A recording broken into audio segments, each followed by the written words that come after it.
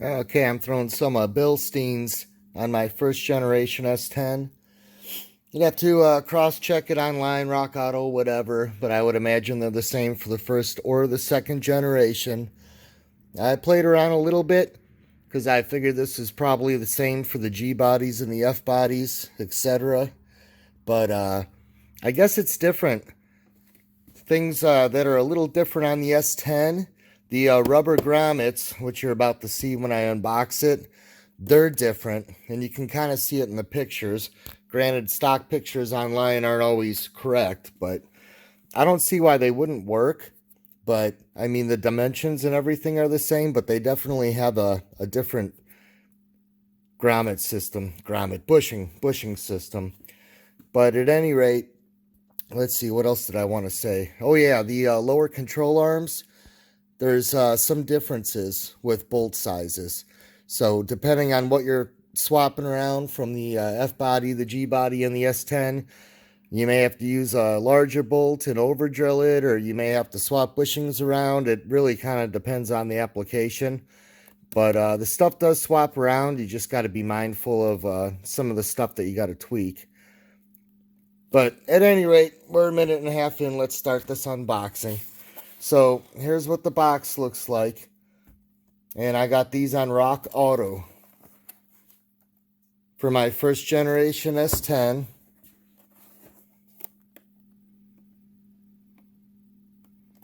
They're German made, so it looks like they got some German writing on them.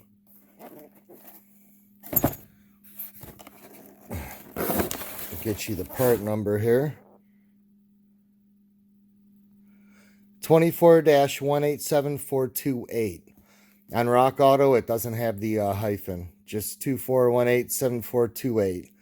It doesn't say it on the box, but Rock Auto shows them as the B6 4600 series. And I tried to do a little bit of YouTube searching to figure out about them when I was trying to decide, do I want coilovers? Do I want Bilsteins? KYB? What do I want to go with? I've never really bought premium shocks before. I just always use basic cheap shit like these, AC Dilcos that, are a third of the price. These are 75 bucks a piece, and I want to say I got this for like 15 bucks or something like that. It's been about 4 or 5 years and 60,000 miles later.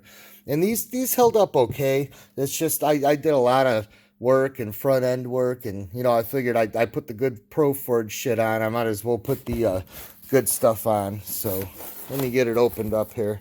Sorry, I'm not tripoded tonight, so I'm gonna have to do this one-handed.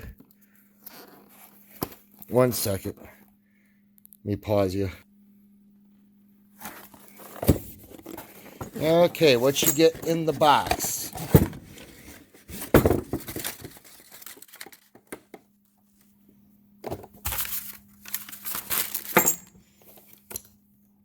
Oh, now I know there's a label hiding somewhere.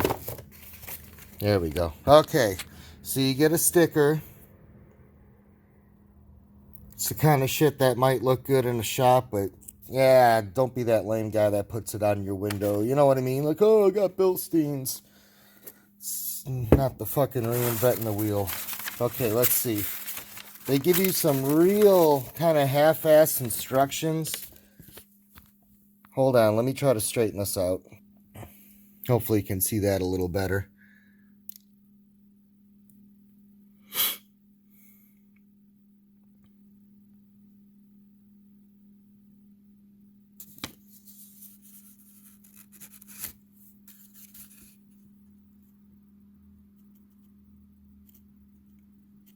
And it says to put the lock nut to 25... No, I'm sorry, nanometers, 19 foot-pounds. Okay, one thing I want to point out, because I almost overlooked this. This bottom cup, they call it the capture washer, okay? You got the top washer and you got the bottom. Notice how both of them, you want to have the taper facing up. If you flip this, it perfectly cups the lower grommet, okay? And the you want this to be facing down, and I'll show you when I unpackage it, because it actually fits the way they do this top. when it comes down, that bushing fits over this black piece. So, you know, initial fast common logic would tell you to put it up to cup this, but you want to have it down and you want the flat side contacting that. So let me go ahead and show you the hardware bag.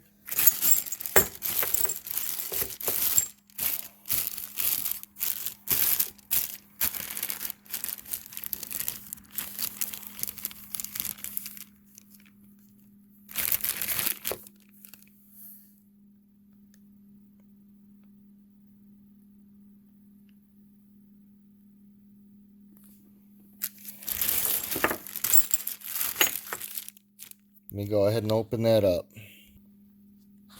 Okay, here's your hardware.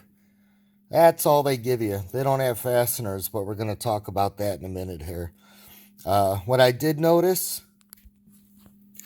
is that the lock nut, two things. First off, it's got the nylon in there. So yeah, it's going to make it a little bit more of a bitch possibly down the road to take it off. But this is 17 millimeter. Remember, we're fucking with German shit, so we're going all metric.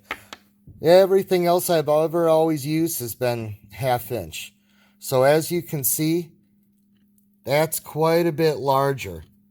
So depending on what your setup is going to be, I can't find my other one right now. Well, no, I had 2 centers. That's right. So that wasn't a problem. I have a center that fits, okay? But, oh, I guess I'm talking out my butt. It fits. I was thinking that wasn't going to fit. Oh, you know what? Because I'm being retarded. I'm putting it on the old one. Yeah, that would kind of help if I put the right nut in there. But yeah, there you go. So I only have one of these. I mean, I've owned this fucking thing for probably 20, 25 years. It's never failed me until today. So I wasn't able to torque it properly. I just put it on and I kind of winged it. And what I did was I used some vice grips to hold my end. And then I just spun it down till it felt right, you know, when I did the one side. So that was kind of the first issue that I wasn't ready for. Looking at the strut itself, you could tell it's made decent. Well, you can't really tell just by looking at this. I mean, that Delco is a little bit better. And actually, I got some cheap ones. These are what I took off back when I put the Delcos on. Look at that difference in size. You know, except for all the hardware and everything's similar. But that's a lot skinnier than the Delco. So I guess the Delco is probably a little bit better. It's pretty close to the diameter of this. But when you see it up close, I mean, most of this AC Delco shit nowadays, if it's aftermarket, well, not aftermarket, if it's, you know, Rock Auto or whatever, it's made in China. They just put this stupid sticker on there and we pay a little more for it. But there's just so much about this that you could just tell it is quality. I'll give them credit on that. So, back to the cups. Let me try to balance this up here. Yeah, we'll go like that, okay? This is what I was talking about. Now, this cup, you know, you got the convex and the concave end. You would think logically you would put it on like this. And then when you go to put the big one on, it fits beautifully.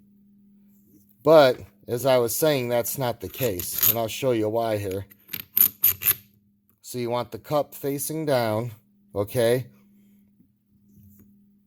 This doesn't matter which way it goes, but I did notice the one side has these little nipples, which could just be from the mold casting. But I guess it doesn't matter. I want to say I put it down when I did my side for more grip. But I don't think it's going to matter.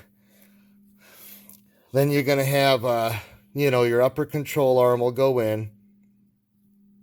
This one, you do want to have, oh, where does it show it in the picture? You want that down, that's right. So that little part right there, that protrudes, that goes down.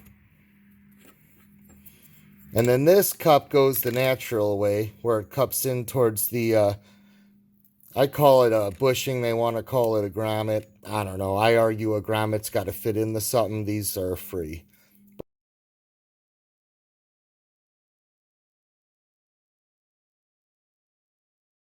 But at any rate, there you go. Just like your standard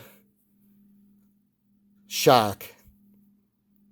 Both sides look the same, except for this side gets the little warning, don't heat me up or I may blow up and fuck your face up sticker.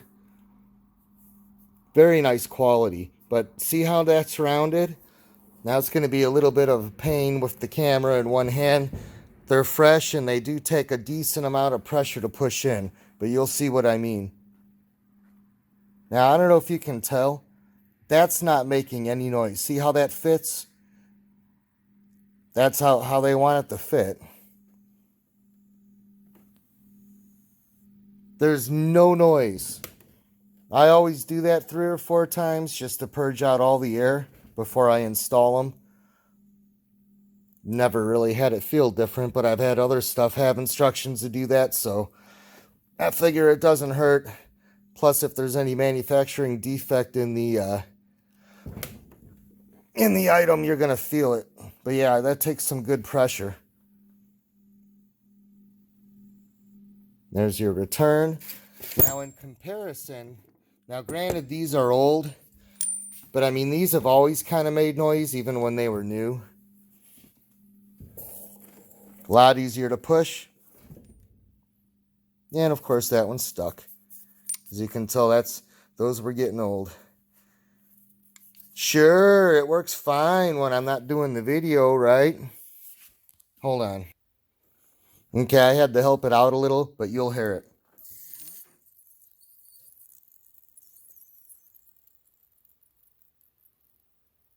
Not horrible, just you could tell the precision's not there.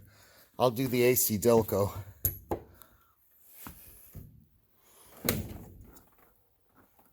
And the AC Delco takes a lot more. It actually holds up to the Bilstein pretty good, but you hear it? And that could be age. I can't remember if that did it when they were new.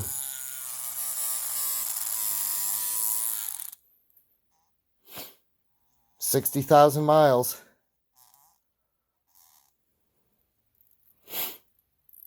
Now, what I don't like, you know, these rubber bushings, I guess since they call it a bushing, we'll call it a bushing. Or a grommet. I call it a bushing. See how that's all cracking and dry rotting and shit? That's only 5 years old, 60,000 miles. Granted, I'm in the southern heat where I'm at, but I mean, I really, really wish this could have been polyurethane.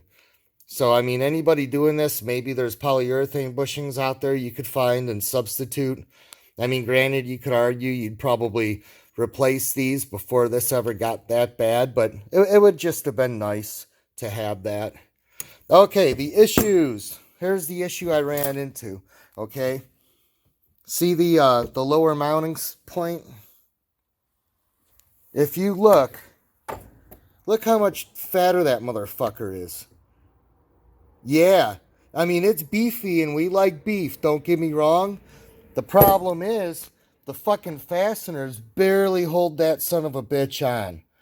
You know, you got your typical body fastener that, you know, is going to go into a removable clip style. And I already checked it out. I cleaned it up and it real nicely, of course, when you're not looking through the camera, real nicely spins in to metric 8. Metric 8-1.25. The length, and I've already measured it, is 30 millimeters. And that's where we get into a problem. Because literally the top of this, see how it tapers? That's like flush. It doesn't even come all the way through my, what did I just call it? The clip that you put on there. And of course, Bilstein, as nice as they are, didn't feel a need to give you any larger hardware or even replacement hardware. And I just looked all over eBay and spent about 10 fucking minutes, and every single one of these motherfuckers is pretty much 30 millimeters. So, like I said, I have enough bite that I have it in, and I'm actually going to show you. I'll try to show you what I'm talking about so you can be ready for this when you go to install it. Let's see if I could get in here. I don't know if you can see that down there. I don't think I can go from this side. Well, it protrudes a little bit, but it's like I could take an awl and I could literally do circles around the top of that thing. I mean, I would have liked to have seen full thread bite, you know? So, I mean, I'm going to roll with it, and I'm going to find some, and I'm going to order some when I find them. And I'll post in the comment crotch box what I ended up going with to try to save you time when you're doing this. But, I mean, otherwise, you could tell it went in pretty good, you know? Just standard install. Now I got some anti-seize on mine, so that's what you're seeing, that clouding. But there's the bottom. So yeah, that's gonna work for now. But I mean, I'll come back and, you know, I'll replace them when I get something longer, because it would probably be okay, but I don't trust it. I mean, you know, it's supposed to. I would like to see even another 1/16 of an inch. I probably would have been happy with. So when I looked on eBay, the best I could find was a 35 millimeter, and really I would have liked to have had a 40 millimeter long.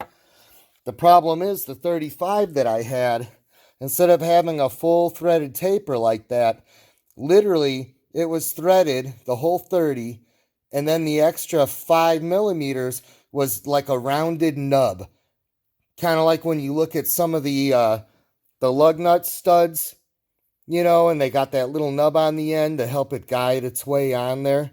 So, I mean, it probably would do the trick,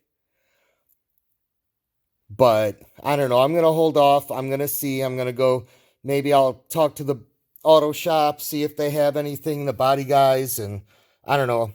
Like I said, I'll put it in the crotch box what I ended up using. But I wanted to point that out because that's kind of a little bit puzzling.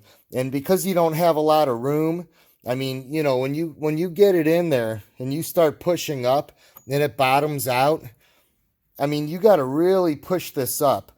And normally you can push it up and kind of get it started. This, I mean, you had to have all slack taken out. So literally what I did, I just took one of my extra little baby jacks there, and, you know, with it in place, I went ahead and jacked it up right here just to, you know, flush it out, and then I was able to get them in. Plus, you know, you wouldn't want to have, it was like a 1/4 of an inch gap at least. You wouldn't want to have that gap and be trying to squeeze it with the low thread engagement that you get with that. But at any rate, I think that covers it. 18 minutes, it fucking for sure better damn well cover it, right? So I'll give you one last side by side.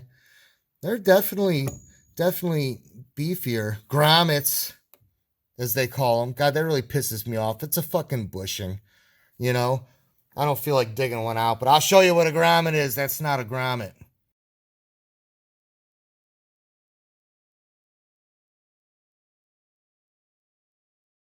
But yeah, it's definitely beefier. This kind of pisses me off, though. I mean, yeah, it's the beef, but like I said, now I'm going to have to find another one of these, because down the road when I go to take that off, it could be a potential headache, because this is a daily driver. But that's it. If you have any questions or anything I overlooked, hit me up.